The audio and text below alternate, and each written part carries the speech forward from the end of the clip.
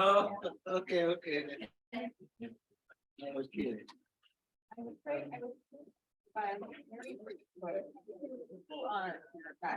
I'll do my best.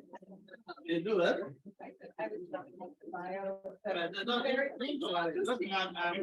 I'm okay with that. I'm okay with that.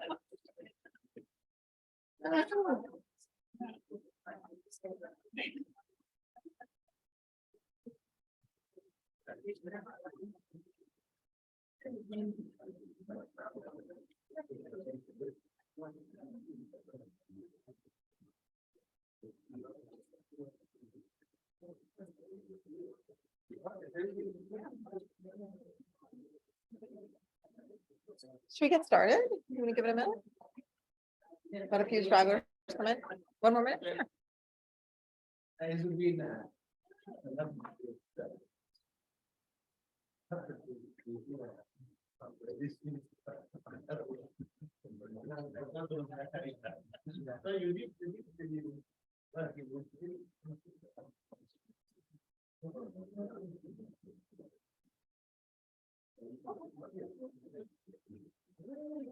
All right, we're going to go ahead and get started. Good morning to everyone. Thank you all for being here. It's lovely to see so many of you. And a big welcome for those who've traveled from so far. I understand we have representatives in the audience from Ghana. Thank you for joining this session. I'm Connie Cabal. I'm the CEO of Evidence Action, and I'm delighted to be at this conference with you all. We are here to talk about safe water, in particular, new evidence on the tremendous impact that safe water makes on reducing child mortality. We'll also be talking about some practical models for scaling access to safe water. I'm hoping this will be an interesting discussion. We're bringing together the academic perspective, the government perspective, and the implementer or NGO perspective. I'm joined by two very distinguished colleagues. We have with us the Honorable Minister Sam Cheptoris, who is the Minister of Water and Environment in Uganda. He and his ministry have been a wonderful and long-standing supporter, and we're excited to hear about the work that they've been doing. We also have with us Dr. Michael Kramer, who leads the Development Innovation Lab at the University of Chicago. Dr. Kramer was recognized with a Nobel laureate in economics for his groundbreaking research and approaches to alleviating global poverty. We're very grateful that he's come to share his findings on safe water with us today. With that, with no further ado, we have a lot of content to cover. I'm going to hand it over to Dr. Kramer.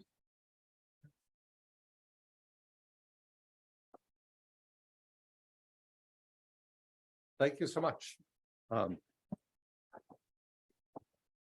So I'd like to discuss meta-analysis on the impact of water treatment on child mortality. And this is joint work with Steve Luby, an epidemiologist at Stanford, Ricardo Martins and Brandon Tan, who are both economists, and Witold Wieczek, who's a biostatistician. Oh, thank you very much.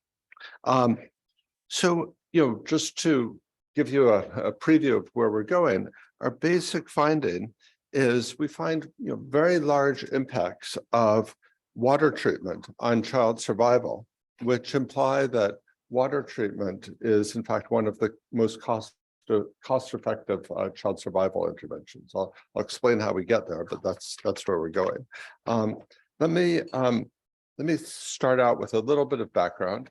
I think people here will be very familiar with the first point. I'll sort of start off with background on water treatment. There are many different ways to deliver water treatment, in filtration systems, solar treatment, and so on. A lot of water treatment is done with chlorine. There's a long history of this. It's very inexpensive. It's generally considered very safe. There are many different ways to deliver chlorine in different settings, and we'll hear from the minister about an approach that Uganda is using. There's also point-of-use chlorination. Within point-of-use chlorination, there's programs to deliver water treatment solution through maternal and child health clinics to women with young children. And of course, the ultimate goal is piped water in people's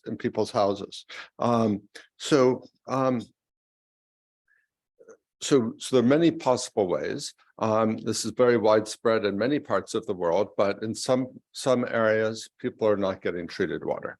Now, there's fairly strong evidence that that water treatment reduces diarrhea. I'm just going to step out a bit so I can see the slides. So there's a review article by Clausen et al. They combine many individual studies into a meta-analysis, and they find a 39% reduction in caregiver reports of childhood diarrhea. But there's much less evidence on, for at least experimental evidence, on effects on child mortality. And that's in part because mortality is a rare outcome. So you need very large sample sizes to be able to detect effects on child mortality. But because a lot of this technology has been around for a very long time, certainly chlorination's been around for a very long time, you know, it's expensive to do a very large study, and it's hard to get commercial interest and paying for that type of study when you can't patent chlorination. I mean, some devices, but not the basic idea. Now, that means that most of the studies are typically much smaller, and they're powered to pick up impacts on diarrhea. And that's why Clausen could do this, this meta-analysis. There were a number of studies. In part, though, because there's non-experimental evidence that can be, you can debate whether that should be enough, but without the experimental evidence, generally water treatment typically is something that doesn't make it onto the list of the child survival interventions with the strong evidence and cost effectiveness. So, basically what we try to do in this paper is we try to see if we can gather a large enough sample by reviewing all of these studies which looked at diarrhea, contacting the authors, seeing if they have any evidence on mortality, if that data was collected, and then combining all the data together. There were a few of them that reported evidence on mortality originally, but most of them didn't. So let me tell you how we put together our list of studies. We started with these papers that were identified in the previous meta-analyses by Clausen and by Wolf. And then we updated using their same search criteria going forward to May 2020. We did routine searches in various databases. And then for all the studies we found, we had a list of criteria for inclusion, which I'll show you. We contacted the authors to see if they had any mortality data. They didn't typically report this because they knew their sample sizes individually were too small. And here's the pattern of what we found. We started off reviewing over 80 studies, but we wanted to focus on ones in low and middle income countries and that were experimental studies. That left us, and children under 5, and that left us with 52 studies. Then I think maybe 53, anyway, I can't quite read that from here, but 40 of the authors who responded, 42. Some of, these went back to 1970, sometimes the authors weren't still alive. Then we found the ones for which mortality data was collected. Okay. Now, in some cases, 2 cases, the data was collected but not still available. That left us with 17 studies. 2 of those studies, the control group was contaminated, so to speak, because they wound up receiving treatment or something like that. We redid the results both ways, but to be conservative, we took that out. The results are robust, including those 2. So we have this sample of 15 studies overall. Let me tell you a little about these 15 studies. Overwhelmingly, these are chlorination studies. So 12 of these studies are chlorination studies. 2 of them are on filtration, and 1 of them is on spring protection. Okay. So it's hard in general. We, by combining all these studies, although each individual study had a sample size of under 3,500, together we had a total sample of over 24,000 people involved in these studies. So that's what makes it possible to try and get at child survival and mortality. But it's just, that's just enough So it's very hard to talk about subsamples in general. We can, because so many of these studies were in chlorination. I'll show you the results for the chlorination subsample as well, but smaller subsamples than that. It's hard to say that much. Okay, here's what was our methodology. I'll skip over this, fairly briefly, but happy to discuss if people have questions. And we did both frequentist and Bayesian approaches. One thing that some of these studies had 0 deaths, either in the treatment group or comparison group. When you're doing odds ratios, you worry about a 0 in the denominator. There are techniques and there's a literature for how to deal with that. And we tried to use the methods that seem to work best in the literature for rare events. With a Bayesian logistic odds ratios approach, this is handles 0 events more naturally. Okay, here's a picture summarizing our results. So I think many people here are probably familiar with these types of plots, but basically each row is a study, and the bars show the confidence intervals on those studies, and you can see for individual studies the confidence intervals are sometimes pretty wide.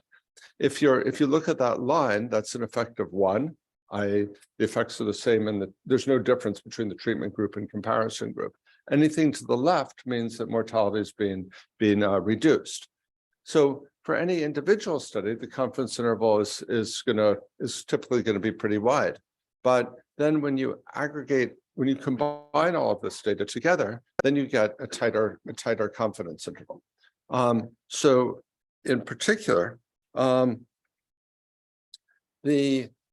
if we look down at the bottom, you can see that the overall estimate is a 30% reduction in the odds of under 5 mortality. That's all-cause child mortality. So that's I'll come back to this later. To be frank, that's a bigger effect than we were expecting. Obviously, there's a confidence interval around that. And then, as I say, we can get an estimate for the subsample with chlorine, and that looks very similar. Okay.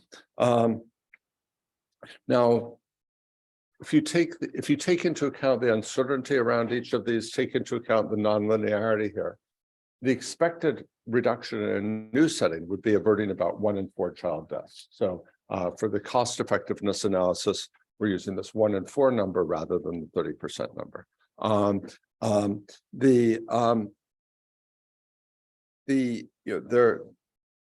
There's like a natural question is how much heterogeneity is there among this? It's by setting, et cetera. I already said that it's hard to say stuff about how filtration differs from chlorination with this type of sample.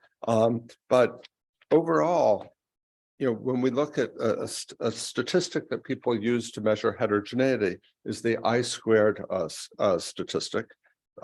That's the percentage of the variation that's due to true heterogeneity. And even though if you look at that, might look like there's a lot of heterogeneity. These are each individual study, you might have 2, 3, 4 deaths. So there's a lot of noise at the individual study level. And we actually, our point estimate, depending on frequentist versus Bayesian, is 29% or 6% is the I-squared.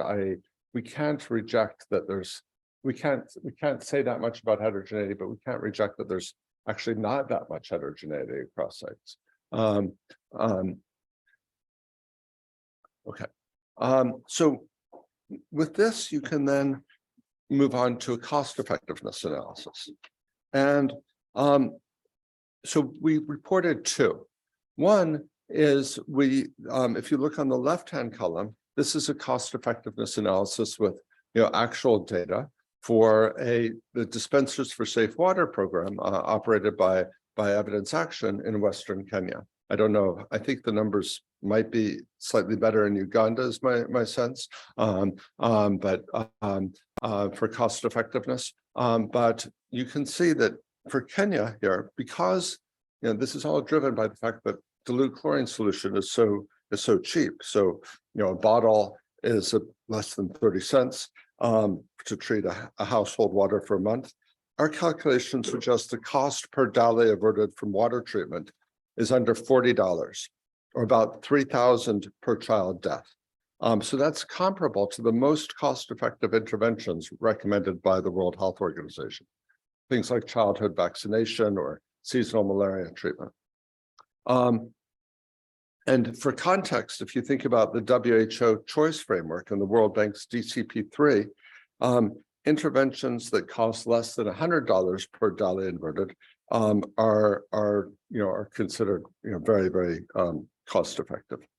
So it suggests that perhaps water treatment belongs on those lists. The calculation on the right-hand column is a hypothetical calculation of what if we just provided coupons for water treatment solution of the type point of use water treatment solution to all women coming into maternal and child health clinics. And that, although that has lower take-up rates, but potentially a huge number of lives could be saved because this could be rolled out through there's an existing infrastructure of maternal and child health clinics, and so that would also be very cost effective. That's a hypothetical calculation. I wouldn't make much of the small differences between these numbers. The point is both approaches look very cost effective here, and of course would be very cost effective even if the actual reductions in mortality were somewhat smaller. Okay, some more things, and I'll go through this fairly quickly. Things that we tried to check about the study. One was external validity. Were we drawing on a sample that was very different than conditions in most low and middle income countries? So our data comes from between the black graph shows the distribution of diarrhea prevalence in low and middle income countries. You'll see that our data come from within those two lines at the extreme. The midpoint is in the center. If anything, it looks like our data are quite representative. If anything, it looks like maybe the high end of our data doesn't go out as far as the high end of the actual conditions in the world. So it doesn't look like these are driven by being in atypically high diarrhea places. We were concerned about publication bias. What if people tend to dig out the mortality data if they think that the effects were larger. But we did a number of standard tests for publication bias. There's no real evidence of publication bias there. Those are low powered, I should acknowledge. But we also said, well, what if we missed some studies that were shorter duration studies? And we've simulated that, and that wouldn't affect the conclusion very much. Okay. I'll skip over this without going into detail, but we tried different ways of analyzing this, say dropping any one study I mentioned earlier, including these two studies that where the control group was contaminated, some other data analysis choices, and you would get, they don't really change the results very much either. Yeah. Now, I think an important question is these effects are probably larger than you might have expected. If you thought that the only pathway was enteric disease. And if you use these global burden of disease numbers, and that raises the question of, what else could be going on? So there's certainly evidence that water treatment can affect respiratory infections. There's possible pathways through sepsis, or perhaps maternal health and preterm birth. There's the Mills-Reinke phenomenon. Global burden of disease would assign each death to one cause, but maybe somebody's weakened by diarrhea and then they succumb to something else. But I think that would be, there is a little bit of I think an area for future research here is what seems, we have some empirical results we have on mortality, but what are the pathways? Our data itself is, we only have a limited amount, so we can't get that far with our data on it. Okay, the meta-analysis, to conclude, suggests that water treatment's a very highly cost-effective way of reducing mortality. You could avert 1 in 4 deaths at with such an inexpensive intervention. It's going to be very, very highly cost-effective. there are many different delivery mechanisms available. That's a whole separate discussion, but I think different delivery mechanisms would be suitable for different circumstances. So I don't want to take a stand here on which type of water treatment is appropriate. I think what I would say is that this suggests that this is something that is worth spending money on and that should be considered a problem for not just within the WASH community, but from the child survival community, from the broader health community, that this should be a priority. And it's therefore worth thinking about how can you invest to take water treatment to scale. And I think, maybe that's an appropriate time for me to turn over because Uganda is a leader in that, thanks to the minister's leadership. So.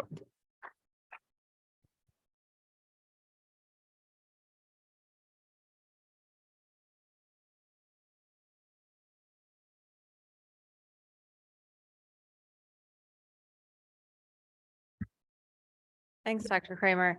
I am playing a dual panelist / facilitator role, so I'm going to go ahead and ask some questions based on that fascinating research. As you said, the findings suggest that we've been dramatically underestimating the impact of safe water on child mortality. I know you've been discussing these findings with country governments and with international actors. What has been their reaction to this?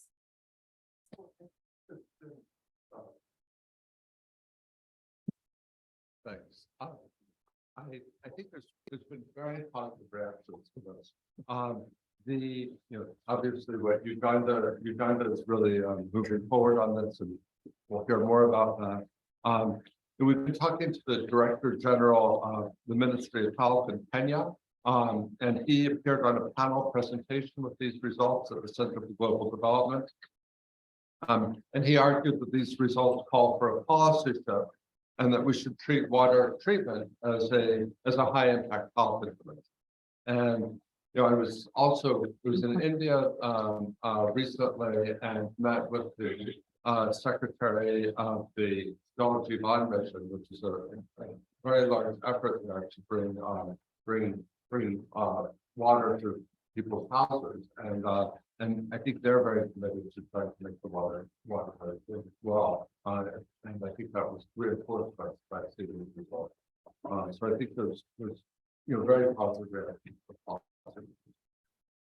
Fantastic. That's exciting to hear the shift. Relatedly, what do you personally see as the biggest opportunities for the WASH sector coming out of this work? And what would you most want to see happen?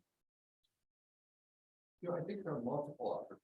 The right way to deal with this differs with the setting. So, India is obviously a huge country, with and this there's an immediate opportunity in India right now because India is spending billions of dollars on a massive program to bring water to every household, and that's sort of a big, it's an election promise, and it's getting a lot of attention and resources. But the issue is that the water is delivered only a certain number of hours every day. And that means there's negative pressure in the pipe to recontamination. So how do you make sure the water treatment is done well in this situation? I'm not a water engineer, but I occasionally get to talk to them. And one promising solution is obviously in the long run, you want 24/7 water, and that's in Delhi, that might be something foreseeable in the circle, but you have to do in rural areas that's not going to be universal for a while. It's important to do something in the meantime. And seems like inline chlorination or boosters for the chlorine systems close to people's houses along the network could be very promising. That's very exciting there. I'm excited to see what Uganda is doing. And as I mentioned in the talk, I think in other settings where you can't put in pipe water, or where almost everywhere there's a network of government health clinics. And government health clinics are used to providing services to pregnant women and to households with young children. And it's fairly, you get immunization free. When there's something that is inexpensive as water treatment solution, getting either a water treatment solution or a coupon for it, or I don't have an opinion liquid versus solid, so I'll stay out of that, but I think it's a good use of all resources, and I think that's something that could be rapidly scaled. Thank you. Yeah, and I think that, just building on this research, I think personally, one of the things that struck me is I came from a global health background and I've worked in HIV and vaccines and malaria and pneumonia. And what has been most striking about this work is that potentially the thing that most affects child mortality, global health has not been really looking at. And so I think the opportunity to have the WASH sector come together with a global health community, it's both a challenge because it's different sectors in governments, it's different entities within donor groups, but it's both a challenge and a real opportunity. Excellent, thank you. With that, I'm going to talk about just one model for scaling safe water. As Dr. Kramer mentioned, there are many different models for this. We wanted to share one that we've been doing at scale, but also some future next generation opportunities as well. So just very quickly, for those of you who don't know Evidence Action, we were founded in 2013. We were designed to address the gap that existed in the fight against poverty, which was that we had many promising research evidence-backed interventions, which never reached scale. So our focus is on taking those interventions to massive scale. Today, our programs, our two largest programs, Deworm the World and Dispensers for Safe Water, reach over 200 million people annually. I'll be talking more about Dispensers for Safe Water, but if anyone ever wants to hear about deworming, happy to talk your ear off about that as well. We also have an accelerator, which identifies the next generation of promising evidence-backed interventions. All of our interventions have to meet very strict criteria. They have to be evidence-backed, cost-effective, and highly scalable. For all of the interventions we look at, we will ultimately only end up scaling 2%. So it's a very rigorous process. This room knows these numbers perhaps as well or better than I do, so I won't spend a lot of time. I think this is really just to anchor us on the enormous need for safe water. Over 2 billion people globally lack access to safely managed drinking water. It is responsible for 1.2 million deaths globally, potentially more, given this research. And there is an immense need to come up with creative, highly scalable, cost-effective solutions to address this. So what's one such solution? Dispensers for Safe Water is what I'm going to be spending a lot of my time talking about. And we've been partnering with the Ministry of Uganda, as well as in Kenya and Malawi, to scale access to this. Dispensers for Safe Water is basically a bright blue canister that sits next to a rural source of water, and it's filled with chlorine. As the villager comes to get their water, they'll stop, turn a valve, get a few drops of pre-dosed chlorine, take seconds, go fill their jerry can with water, go home. By the time they go home, their water is safe to drink for 2 to 3 days, which is particularly important since many will store it in their house for several days. It's a last mile delivery solution reaching some of the remote areas. It costs $1.50 per person per year. I used to say that was like about the cost of a bottle of water, but with inflation, I think it's now like less than a bottle of water. So that's for a whole year of water. And it's currently reaching 4 million people in the 3 countries we operate. Chlorine dispensers have over 6 times the adoption rates. At 60, is typically it used to be around 50%. With actually after COVID, I think it's gone up to closer to 60%. So over 6 times the adoption rates of other chlorine technologies like packaged chlorine, for example, because of the ease of use. And I'll talk a little bit more about that. Here's a picture of a dispenser. You'll see the bright blue canister on the left. And as the villager comes, you'll see the sort of flow. This is, they don't all look like this. This just happens to be elevated. Literally, as they're going up the step, they come, turn the valve, walk up the steps, get their water, go home, safe to drink. Another thing that I actually really love about this picture is it shows that the village has erected this sort of makeshift wooden structure around the dispenser. That's a sign of how much the communities value this. This is not something that we do. It's to protect it from animals or any other sources of damage.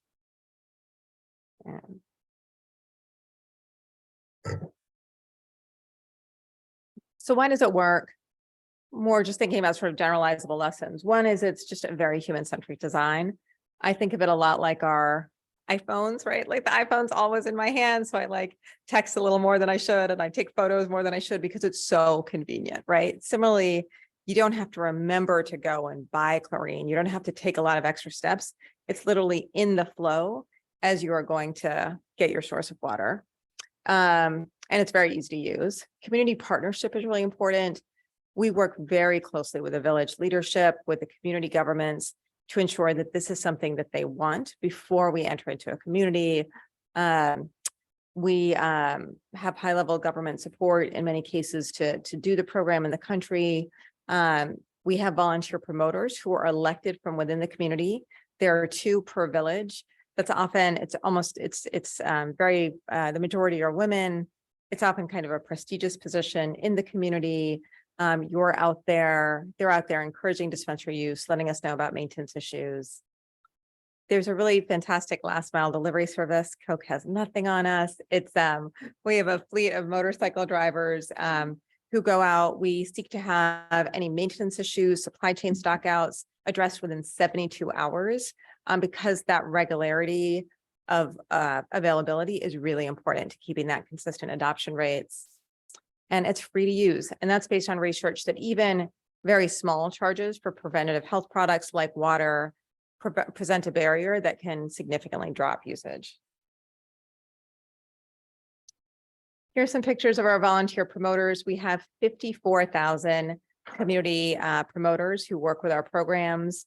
This is in Kenya. You'll also see an education meeting, which is used when we're launching the dispenser in Bugiri, Uganda. What are some other things that I think are just, I wanted to quickly touch on in terms of the program and its effectiveness? One is that it is based on strong research. Dr. Kramer and other various team members did some early research showing that dispensers had much higher adoption rates than the other alternatives available at that time. Since then, there have been evolutions on things like vouchers, which we're quite excited about. But as a result, was highly cost effective. We continued iterating and improving upon the program through its life cycle in many different ways. This picture is of our evolution of the dispenser. You'll see over here on the left, the very sort of, dare I say, ugly brown metal canister. In the middle, we had evolved to the bright blue, kind of user-friendly dispenser. And then now we are doing that same sort of similar design, but it's now plastic, which reduced costs something like 50 to 60%. It's more durable, it's easier to transport. This is just one of the evolutions. There have been a lot in terms of how we do the transport, but it's those changes over time that make the program so cost effective and so user-friendly. We also do robust real-time feedback loops. This was one of the things that when dispensers was in place when I joined Evidence Action, and I think this was the thing that probably like most struck me. What we do is we go to a statistically representative sample of households who are in the catchment area of dispensers. We pull water, we put in a reagent. If chlorine is present, it turns pink. If it is not, it stays clear. And we use that continuously to monitor our program-wide adoption rates and to troubleshoot immediately. So there's one example in Uganda in 2015, so early days of the program, adoption rates had dropped to 39%, which was atypically low. We worked with the community to understand what was causing that, and it turned out there were rumors that chlorine was causing sterility. So, yeah, do you remember that? So the community leadership did a series of radio campaigns to address that. We, our volunteer promoters worked very closely with the communities. And with those interventions, we were able to get adoption rates up to 59%. And that happens regularly, right? I'll periodically get an email, adoption rates in Uganda have dropped or Malawi have dropped to X.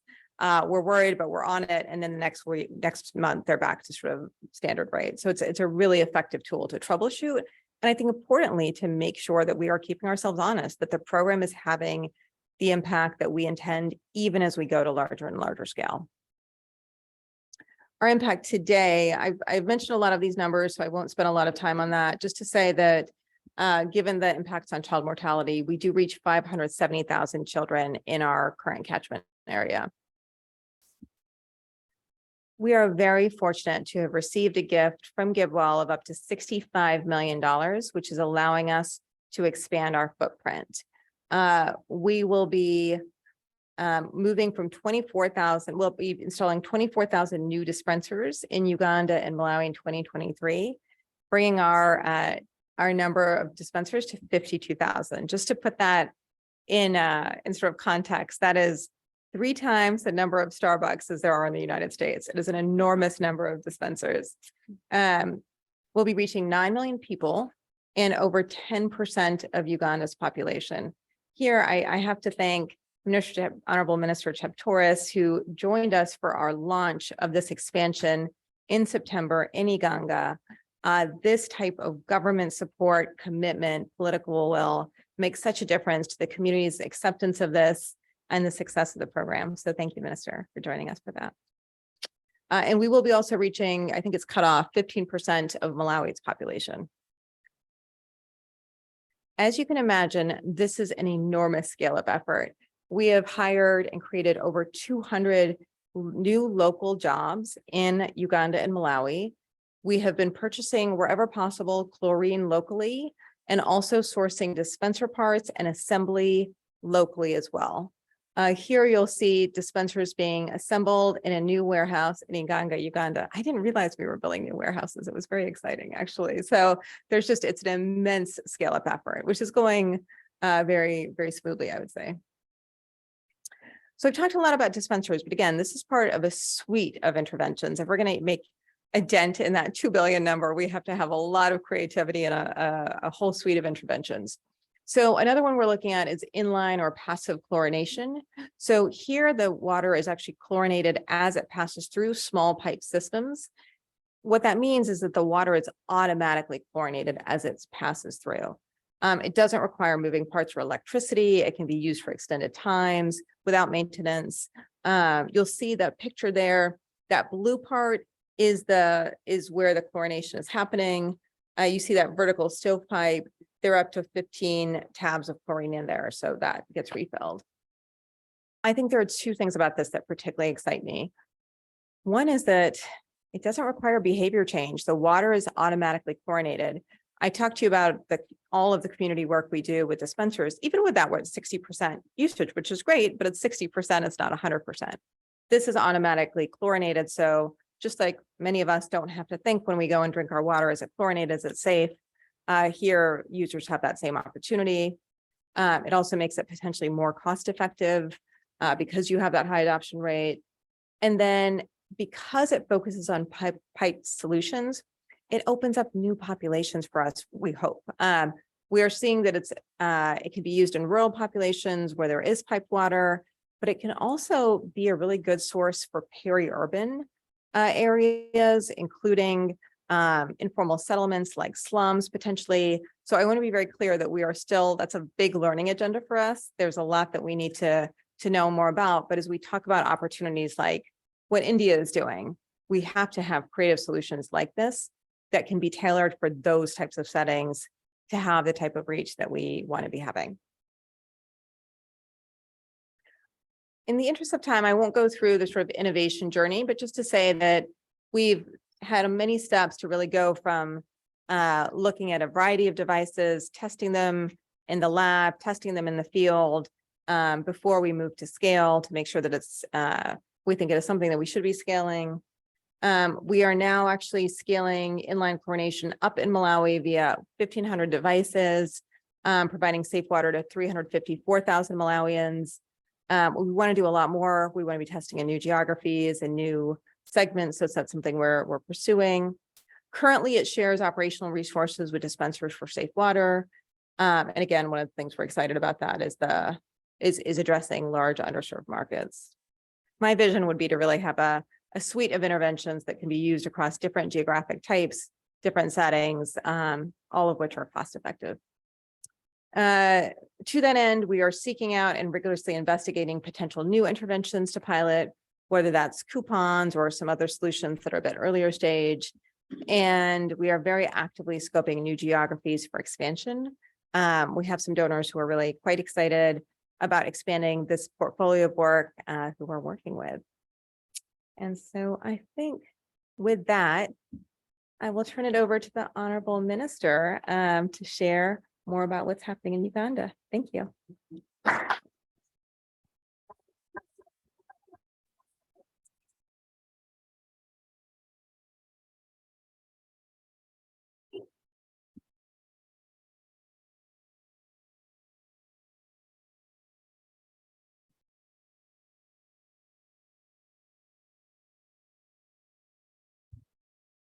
Thank you very much.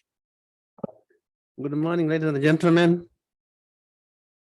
I think I'm the first one to, for Latin Africa, you must start by greeting. It's good manners. I'm excited to be here. I came all the way from Uganda. I don't know, sometimes people in America may not know where Uganda is. But it took us about 2 days to arrive here. And we arrived safely and looked after very well. So I thank you very much for coming to attend this presentation. Dr. Kramer has given us from the academic point of view. For me as a politician, I only talk. I don't look for evidence. What I know is that we have always assumed that if you treat water, then you are avoiding a lot of diseases. So this is what we have told our people, that water treatment is extremely essential if you have to live a healthy life. But I'm glad that the academician has demonstrated that when you treat water, child mortality is reduced. So I am the Minister of Water and Environment in Uganda.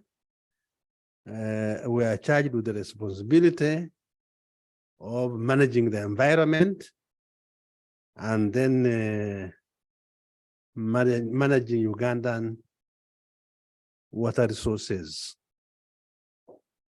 We provide water not only for domestic use, but for irrigation.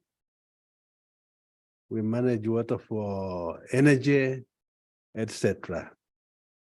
But today, I'm here to talk about water for drinking. So, we, as a ministry, are charged with the responsibility of ensuring that our people get access to clean and safe water.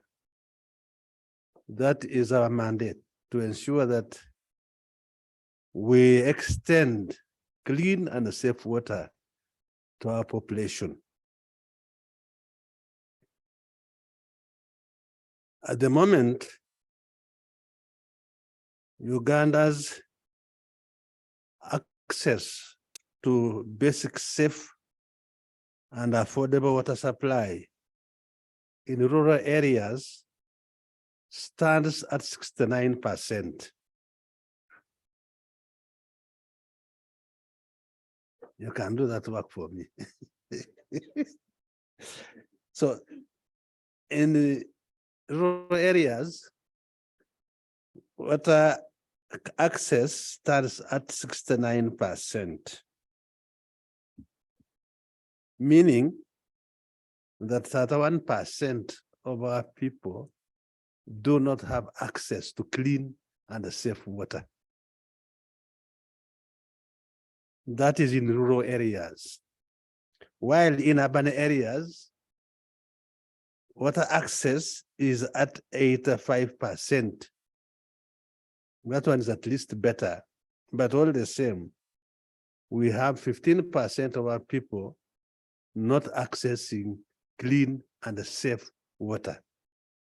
And when we say not accessing clean and safe water, some of them, by the way, drink really very, very bad water. But of course, given the resource envelope, given the fact that we are a developing country, there are so many competing demands that you cannot, you don't have the money to provide water to all our people. But we are moving slowly, but surely. The ministry includes 3 directorates. We have Directorate of Environmental Affairs, dealing with the environment. And then we have Directorate of Water Development. This is the one providing access of water to our people. And then managing the water resources is the Directorate of Water Resource Management.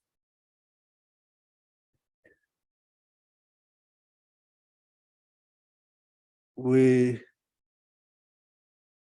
have said the current water access stands, in fact, is 68% for raw water and 72%. Or the other one was for 2025. I mean, 2025. This is what we envisage, that by 2025, we shall be going to from 69% to 85%. But what the situation obtaining at the moment is that 68% access for raw water and 72%. So you can still see the big number of people that are not accessing good water. Government policy is to provide a water source per village. That is the government policy, to provide at least one water source per village, be it a borehole, be it a gravity flow scheme, be it piped water, at least one source per village. We have a total of 70,512 villages in the country. And out of these 70,512, 49,102, that is 70%, have access to at least a water source. So meaning that we still have over 20,000 villages without a water source. That is a very, very unfortunate. There's nothing. We are moving, but what has made matters was the COVID pandemic that hit us hard, because we had to divert all the resources we had to fighting the pandemic, so that some of the areas where we would have liked to invest money were left unattended to. We are now again faced with the Ebola. I think some of you may have heard. Ebola has again come to disorganize us. Once again, I think we shall be diverting whatever resources we have to fighting Ebola.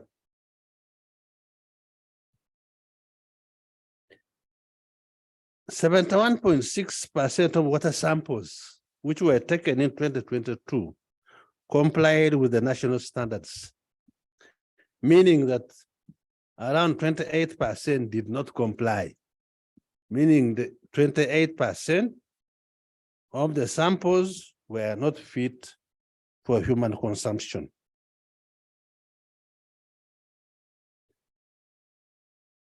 We are now on slide 4. Under rural water supply, 150,087 water supply facilities are constructed to date. And these water facilities comprise of deep water boreholes. These are for the 2,000. In fact, most of these boreholes, many of them are in rural areas. 21,000 are shallow wells. No, 21, yes, 1,000 are shallow wells. 29,000 are protected springs. And then 37,480 are public stand posts. These are taps. And then we also have rain harvesting tanks. We have 20,000. Now, although these water sources are safe, some quality issues have been reported resulting from contamination. You know, some of these, for instance, boreholes are shared by many people, and pumping it every day will result in some damage. So there is seepage from overuse. Then sometimes the surroundings are dirty. And then water use chain from the source to the household, as people collect this water in the jerry cans, containers. Some of the containers may be dirty. So they collect the water, and then the water gets contaminated.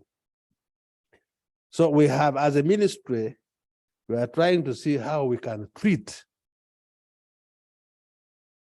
this water. So in order to safeguard the users, government is keen on water treatment and promotes the following methods.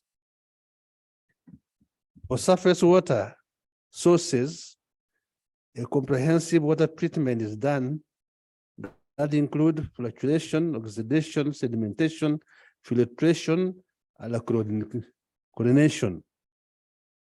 For groundwater source, the water is treated by boiling, filtration, and chlorination. In urban areas, normally, which is there's a corporation called the National Water and Sewerage Corporation. This one handles urban areas, and normal water is treated. There is a treatment. As water is extended to the people, there is also a water treatment plan embedded in the whole system. So for urban areas, it is a bit, they drink fairly safe water. But when it comes to rural areas where most of the systems are boreholes, then it becomes a bit difficult to treat water from boreholes. That is why the ministry is teaming up with the actors like Evidence Action, who have been providing dispensers for a safe water program to address the issue of water contamination.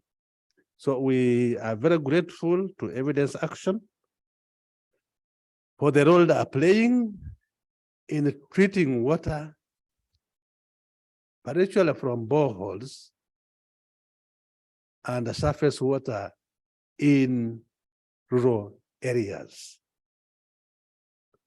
Whereas we don't need to, by the way, I have never bothered to ask whether drinking safe water is good for us. I think I've always assumed that it's automatically good. I've never bothered. In fact, I've never thought about it. in my view, it is not a matter for a debate. I think it is just obvious that when you treat water, for us, what we have been telling our people, when you treat water, you avoid so many diseases, cholera.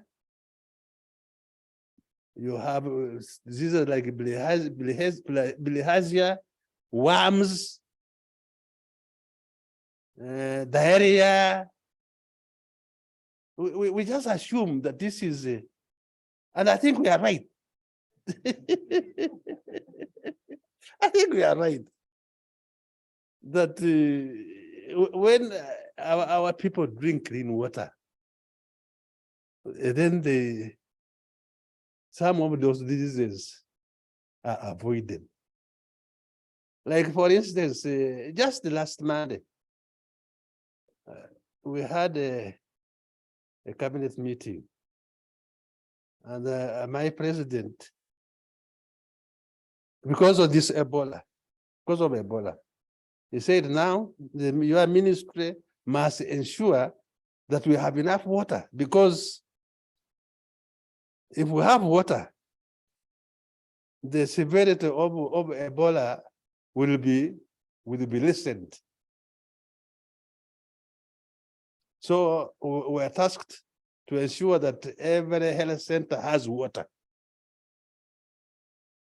Even the other time during the COVID outbreak, we had to ensure that there was water almost at every point,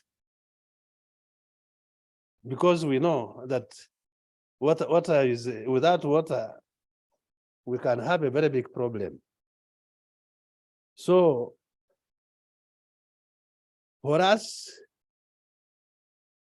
in fact, the Minister for Health was the one who was complaining that there are areas that urgently needed water. And the ministry, my ministry, was expected to extend water to those areas as quickly as possible. So for us, we don't have to debate whether what we know is that when you have clean and safe water, our people's lives are safeguarded. So people like Evidence Action, when we learned about them, we're extremely grateful. And just before I came here, I think about, was it 2 months ago? I don't know whether it was 2 months ago when I went to launch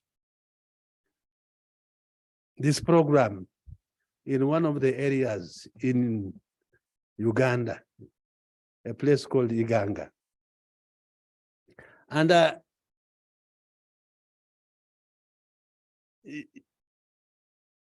of course, there are always a lot of stories behind anything which is introduced. There are a lot of stories. When COVID came, up to now, there are thousands and thousands of people in Uganda who have not been vaccinated, because, and I think the stories came from you people here, because the world is now, the global world is, people, we were getting all sorts of stories that in America people have rejected. So some would say, now, if people in America who are advanced have rejected, why are you making us? You can imagine. So we had to do a lot of work. You have to explain to people. There are so many stories surrounding dispensers. Chlorine causes infertility in women, even the men, and so on. But I'm glad that Evidence Action has really involved the grassroots people, the grassroots people, the villagers, to explain to them. And when I went there as a minister, and I explained, and we drank the water from, I think most of them got convinced that really this was safe to drink. So Dr. Kurama has confirmed the importance of providing not just water access, but that the quality of water should meet the drinking standards. That's what he has told us, which we already knew. Which we already assumed. For us, we assumed, you know. But now he has confirmed to us, and the direct link between water treatment and the reduction in child mortality. That is very true. I don't have but what I know is that when, like, by the way, these dispensers are extremely useful in schools. Extremely useful in schools, because in the schools, really don't have time the schools don't have time to boil water. And definitely, they are really very good in schools, and then even for children, because you have small children going to school, and they need to drink at least clean and safe water. So this chlorination has been endorsed by the ministry. We have been using it. We have been using it in urban areas, in some of the grafted flow schemes in rural areas. We use chlorine in most of our schools. In fact, the best method for us is chlorination. This is what we normally use all over the country. So for urban populations, National Water and Sewerage Corporation provides chlorinated piped water.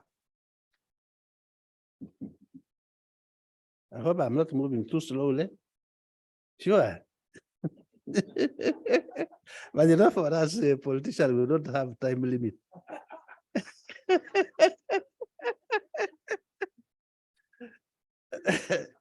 But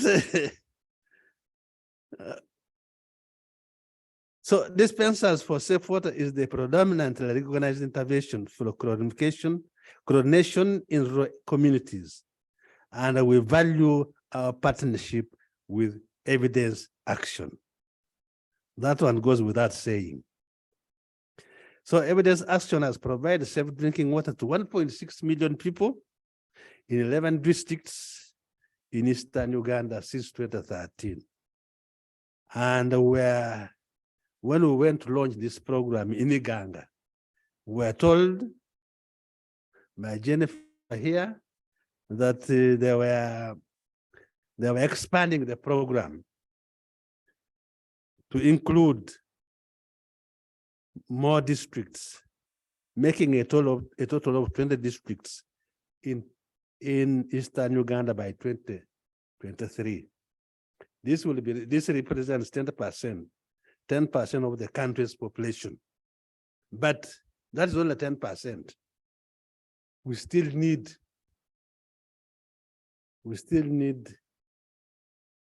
evidence action to scale up. We would rely on you to expand it to so many areas. We still have so many areas which require these dispensers. So these dispensers are brought in because of the people have jobs now. They have been able to provide jobs to Ugandans, a total of 159 jobs. You were shown how the dispensers are fabricated in Uganda, and then Evidence Action has opened their first warehouse in Mbale, and the manufacture of plastic dispensers will be done in Uganda, meaning that our people will be provided with more jobs. Is my time over? Is it? Okay.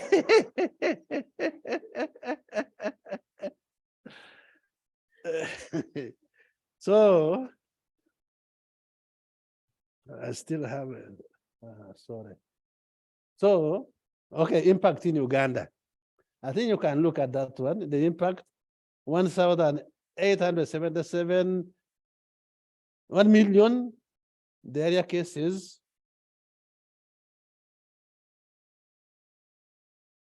Have been, those ones have been averted.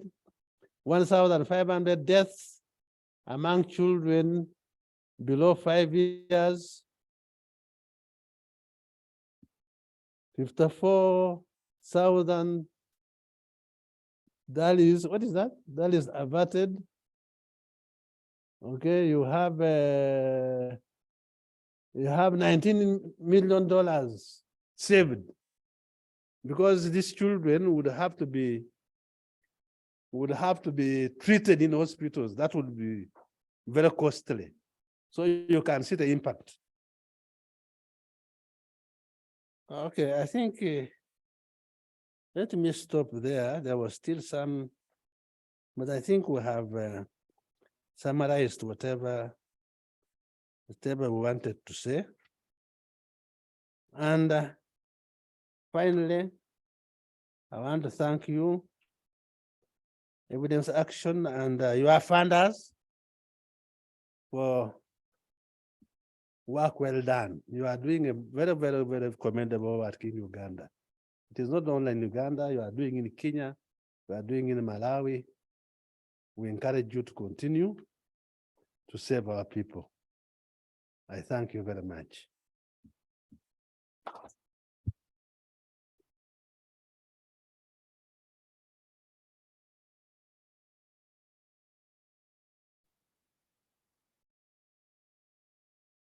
First of all, good morning. My excuse is I haven't presented to live human beings in 4 years, so apologies for my lapse in manners. Honorable Minister, we should be thanking you. It's been such a tremendous partnership with the ministry. Your leadership and partnership matters so much to the success of this program. So thank you for all the work that you're doing to prioritize safe water access.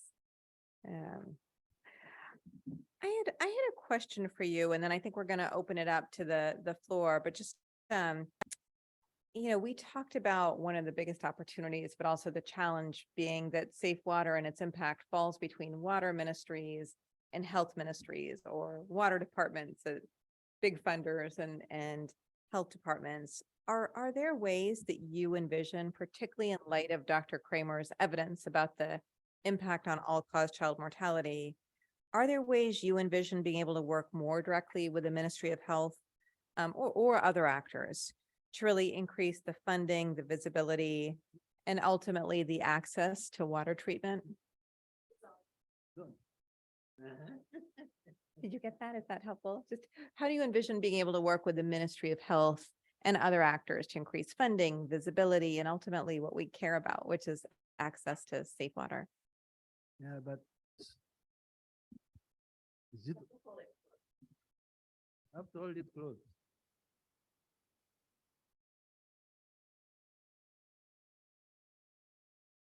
Thank you for that question. I think during my presentation, I said the Ministry of Health is always contacts us whenever there is an emergency of that type. Now we often have meetings with the ministry chaired by the Prime Minister. In Uganda we have a president we have a vice president, we have a prime minister. The prime minister coordinates the ministries. So we normally have meetings with the Minister of Health, which are chaired by the prime minister, so that we work together where they require water. Because as I told you, some of these diseases which were being afflicted with, as a result, some of these diseases could easily be handled if there was water available. So we are charged, normally during these meetings, we are asked to ensure that the areas, we are given areas where water is required by the Ministry of Health. There's no doubt that there is collaboration between us and the Ministry of Health. Only that it has not properly been formalized. We normally they normally require us when there is an emergency, like when there is COVID, when there is cholera, when there is Ebola now. But you know, the problem is this has not been formalized properly. But most of the time we work together. But particularly when we go to cabinet, cabinet, all of us, all the ministers go to cabinet. When there are issues to do with health, we all handle them together. When there are issues to do with education, etc. So that is where all these things are handled.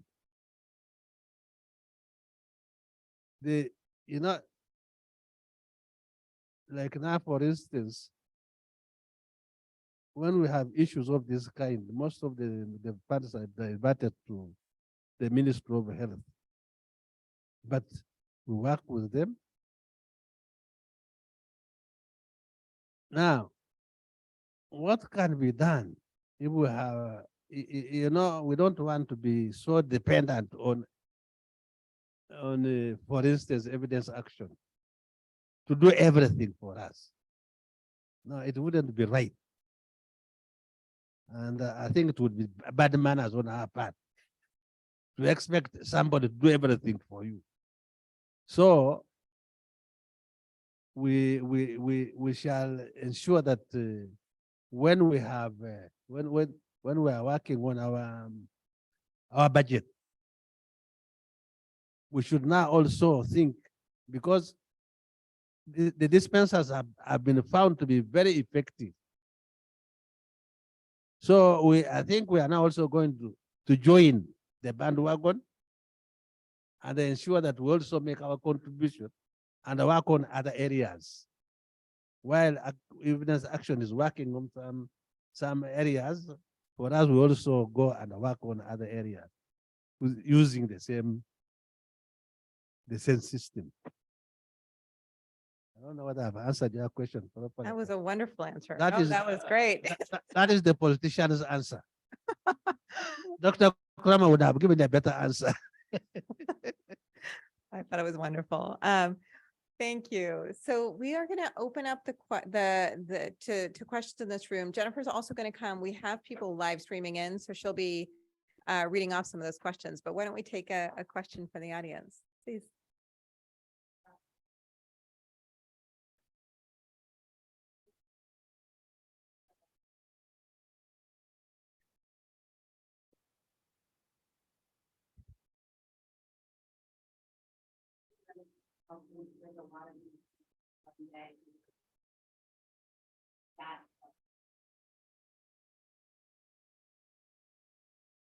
Yeah, that's a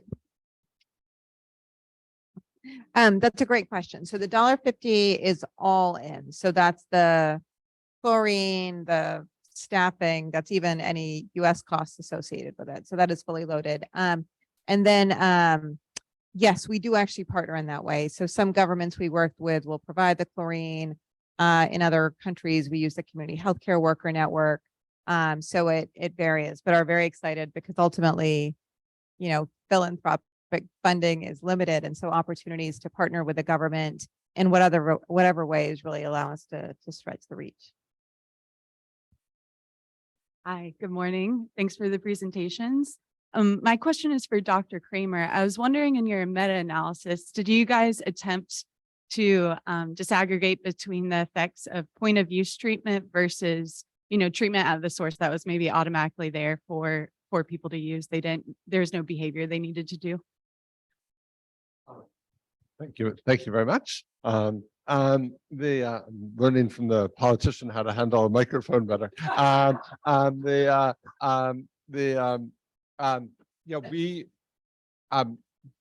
We basically, we couldn't go any lower levels to distinguish the effects, just because there wouldn't be enough.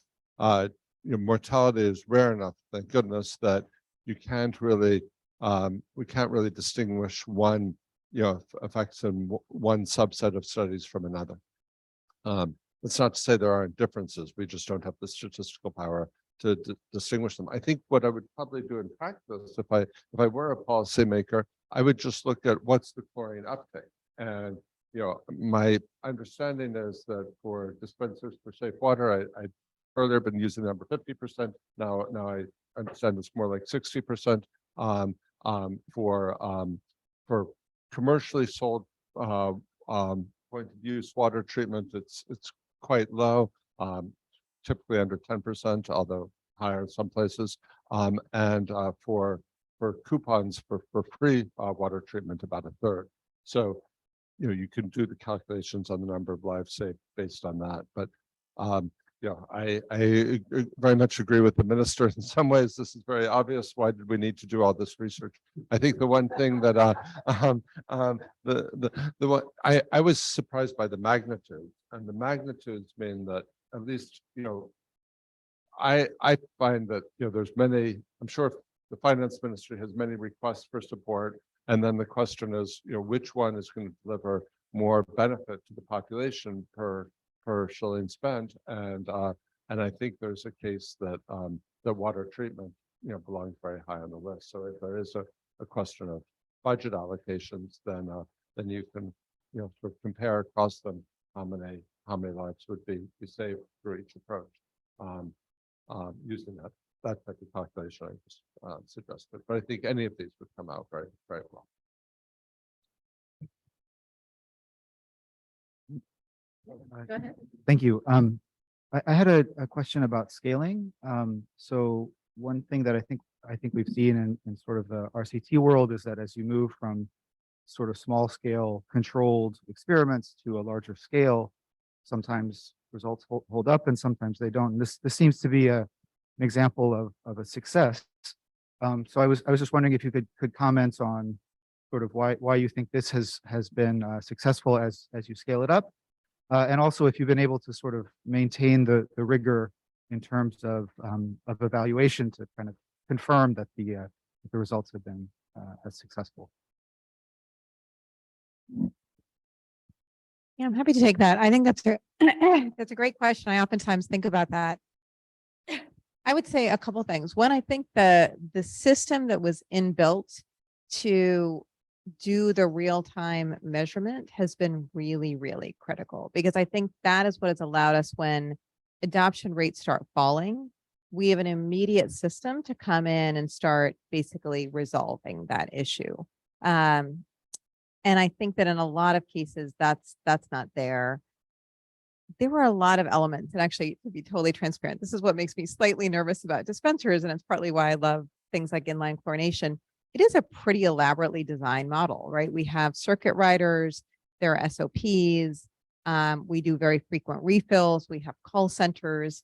It's a complex system, and it's run, if I may say it modestly, by the team on the ground. It's run really, really well. And so I think it's those elements that have allowed it to scale. And then the engagement of the communities. In terms of, do we continue measuring? What we continue measuring is the water chlorinated? We're not going to, part of Evidence Action's view is we're not going to continue doing large scale evaluations, we rely on work like Dr. Kramer and others are doing to tell us if the water is chlorinated, what is the impact on mortality. At the point of view. So we know if the water is chlorinated. Yeah, at the household level. Yeah. Hi, Michael, thank you for giving a presentation that a non-academic could understand. Much appreciated. I'm sure there are a lot of PhDs and PhD students here who got more out of it than I did, but I got the gist. Thank you. Secondly, to a point that the Honorable Minister made in picking up on the last question, why is the dispenser approach? I mean, you're scaling up. It's great that you've got all this money to do it, but why aren't other people adopting this approach? I would think that UNICEF, with its huge warehouse, where it responds to emergencies, would have these dispensers sitting there. Maybe they do, but I'm just baffled as to why, if approach is this effective and this cost effective, that it's not integrated into other organizations' way of addressing wash issues. I don't know why you do it. Oh, this is like, I feel like this could be a large philosophical discussion. It'd be good to get Dr. Kramer's view on this as well. But I mean, I kind of think it's just that part of it is that safe water has been so underinvested in relative to other interventions. Most of the funding in this sector, in part, and this is why a lot of my questions and a lot of my thinking is around how do we break down these silos, is that health money doesn't necessarily flow to water, and water money often flows to access issues, and this kind of falls into a no man's land in between, which is unfortunate.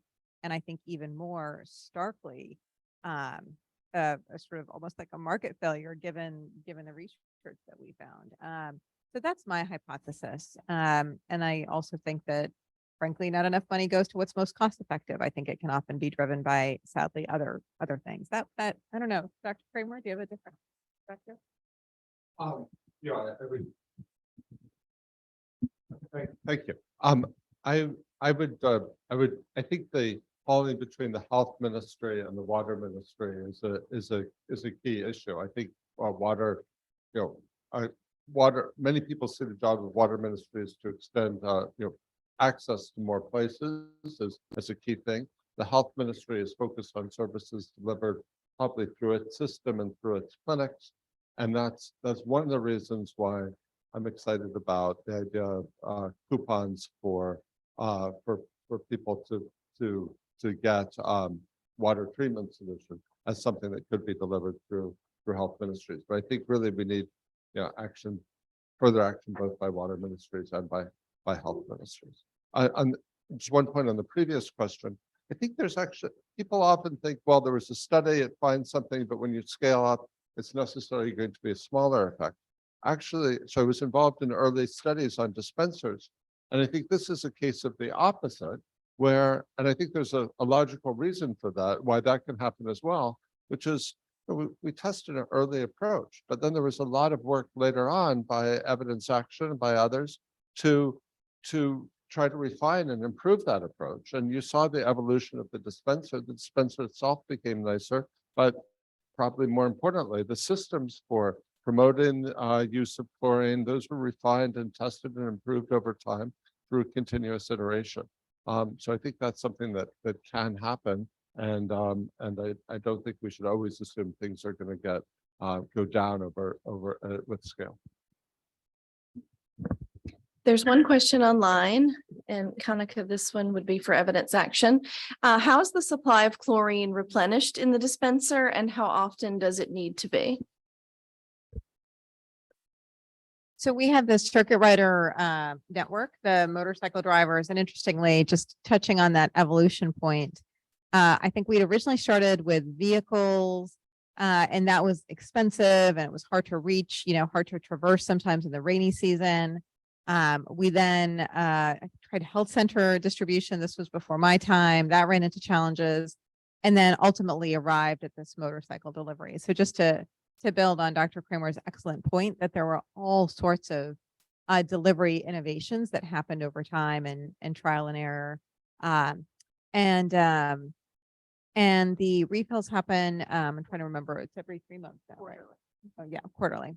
Yeah, so quarterly during COVID, we did some larger distributions so that we would avoid any disruptions, but we've now reverted to quarterly. But yeah, that's the approach. I'm obviously much smaller. So thank you again for your presentation. It was very informative. We actually do 2 projects in Ethiopia and Kenya, which is very similar to this, that's working using the exact same idea of systems. So it's a flow system and an inline system. My question is that when you don't have flowing water or running water, what do you then use in that situation? So these are inline systems that are running, water is running through them. So we're in the situation where they don't have running water. I mean, I think this is the challenge, right? This is why I would say we need a suite of solutions. You know, in that case, it may be better to be doing something like the chlorine distribution via health centers or in settings where there isn't pipe water. You know, that's partly why dispensers is there, so that it sits alongside whatever source of water they have. But happy to connect offline. I think probably we're aware, and none of these solutions are sort of suitable for every setting, and that's why that sort of development of that portfolio is so important.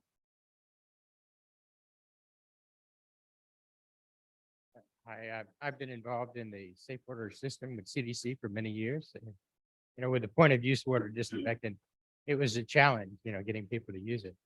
So I applaud you for this and really thank you a lot for the study. It's going to help a lot of people, educate them on the need for chlorine. My question is, and now I'm involved with a innovative chlorine technology company who makes chlorine generators where you can make it on site. And, you know, the more I got involved with it, I was looking into supply chains of chlorine around Africa and East Asia. It's really a challenge, you know, getting the different types of chlorine, getting it where it needs to be, and getting the quality that you want. I was wondering what your experience has been in East Africa and in the supply chain of the different types of chlorine you use.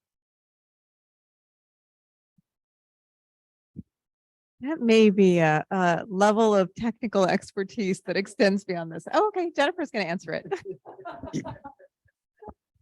So we do have to rely on robust supply chains, and for Kenya, we have a supplier that's been approved and has the stamp from the Kenya Bureau of Standards.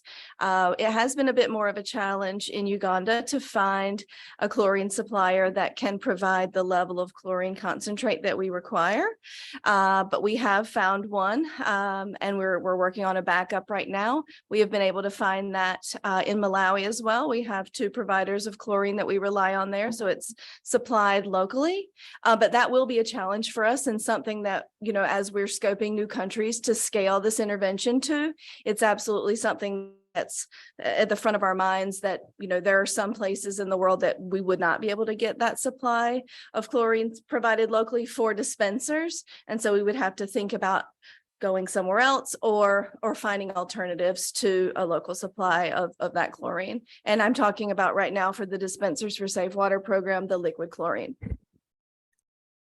Thank you.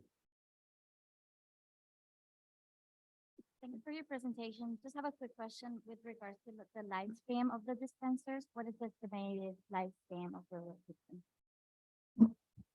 I think it's 5 years. Is it now? It's 10?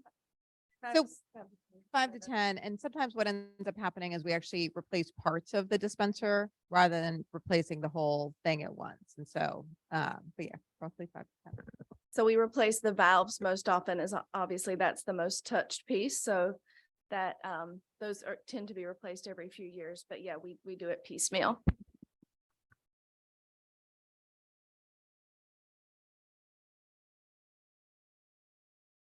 Hi, all. Thanks for a great presentation. My name is Katya Chirakamili. I'm a researcher at UC Berkeley. And my question was kind of about your long-term vision for the business model related to the safe dispensers for water program. So right now, Evidence Action is investing in the actual devices, the chlorine, paying the circuit riders, and just establishing this infrastructure. I'm wondering in the future, how like the funding streams might change for who will financially support these at the local setting, or what your vision for that is. Yeah, that's a wonderful question. I think that part of the vision, and I would love to get the honorable minister's view on this, would be that over time, increasingly, you do have governments or development banks who are paying for some of the costs, because I think we're aware that, again, what always keeps me awake at night is people are like, oh, you guys are reaching so many people. And I'm like, but there's so many people we're not reaching, right? And so how do we get governments, development banks, others financing this at the scale needed? I also think that is why it is so exciting to also be looking like at programs like inline chlorination, which are, I think, a bit easier to scale, to have governments run, partners run. With that, I think that is another, we talked about the Indian government, but that's not the exclusive one. If you can get something like the Indian government, who's putting billions of dollars, $50 billion, I believe, is what their ministry is doing, then even just a fraction of that could make such a difference. So I think that to reach the scale that we need to be pulling in a variety of sources of dollars, and that would be the model. Great question. Thank you, Katia.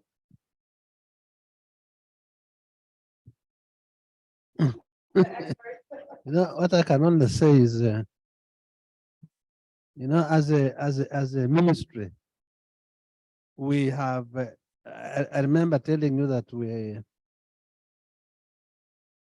our water coverage in rural areas is 72%. No, 68%. Meaning that there are 32% who are not accessing any safe water. So as a government, I think it is I would prefer, that's why people like Evidence Action are doing good work to clean the water. Now, for us, we put emphasis on expansion to get as more and as many people accessing some form of clean water. Because now, if we are going to spend a lot of money on boreholes which we have sunk to ensure that we clean, when we have 32% who are accessing nothing at all, it may appear a bit callous on our part, but I think it is common sense that you save the other one who has nothing, this one who has something. You somehow say, no, okay, the water may not be very clean, may not be very safe, but at least it has some level of cleanness. Let's save these others who have nothing, the 32%. So, and then of course, I'm not saying that even these others whom we have extended water to get water throughout all the time. No, because most of these boreholes break down. Ahmed, what is the breakage? The breakage? What percent? Eh?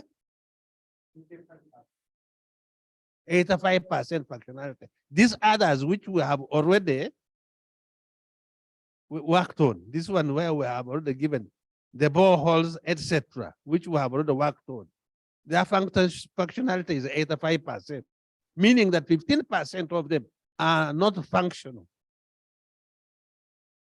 So no matter what happens in Uganda, because we don't have the money, politicians now, people like us, use our personal money to repair those boreholes in the villages. The practice, what the policy is to have water committees handling a water source. For instance, a borehole. A borehole would have a water committee for maintenance, to collect money from the villagers for maintenance. So, but this doesn't work. These people are so poor. So government is putting emphasis on getting more and more people accessing some form of clean water. Some form may not be very safe, but at least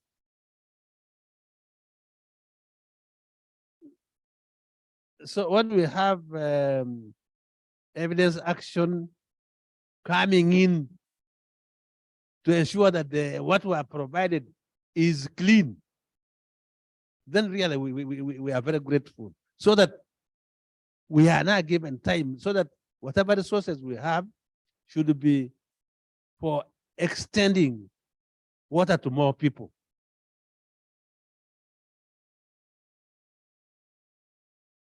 I think I've made myself clear.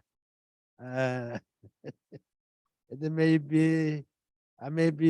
be callous on my part to these people you have given water, you are not even bothering about ensuring that the water is very clean. But you know, when you are a poor man, you have a big family. You don't close the few, you close them so well and then leave the others. No, you somehow give them some form of clothing to keep them warm. Everybody, not just a few. So you come and we thank you very much.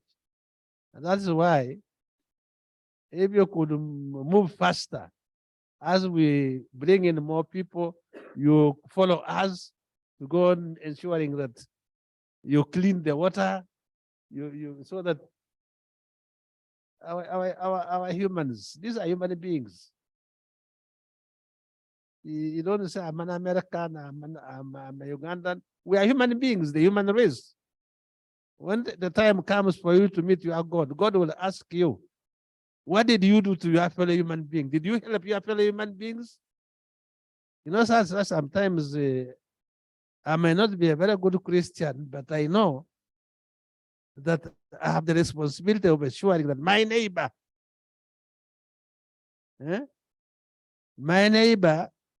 is helped. I help my neighbor. So you have that responsibility as a fellow human to ensure that your neighbor is helped. And that's what you are doing. You may not be a very good Christian, but you are not. But I think it may not only be Christian, but I think it may be, I think it is human nature that you help your neighbor. Thank you.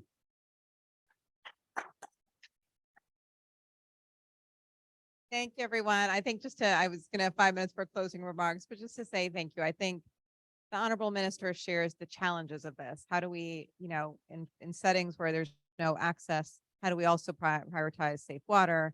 And yet I think Dr. Kramer's research is a real call to action about how do we actually get safe water out as quickly as possible. And so I think that's the challenge and hopefully a massive opportunity for all of those here in this room. So thank you for joining us. Thank you for my fellow.